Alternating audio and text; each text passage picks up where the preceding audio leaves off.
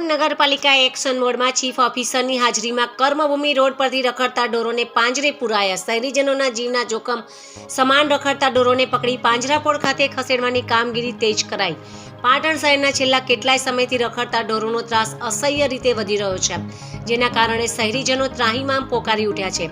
રસ્તા પર અડીંગો જમાવીને બેસતા પશુઓને કારણે અકસ્માતનો ભય પણ સતત તોળાતો રહે છે. આ ગંભીર સમસ્યાને ધ્યાને લઈને પાટણ નગરપાલિકાના ચીફ ઓફિસર આજે પોતે ટીમ સાથે મેદાનમાં ઉતર્યા હતા અને રખડતા ઢોરોને પકડવાની ઝુંબેશ હાથ ધરી હતી. આજે શહેરના મુખ્ય એવા કર્મભૂમિ રોડ પર ચીફ ઓફિસર તેમની ટીમ સાથે રૂબરૂ હાજર રહ્યા હતા. અહીં જાહેર માર્ગ પર અડચણરૂપ બનતા રખડતા પશુઓને પાલિકાની ટીમે પકડી પાડ્યા હતા. પકડાયેલા તમામ ઢોરોને સલામત રીતે પાંજરાપોળ ખાતે મોકલી આપવામાં આવ્યા છે.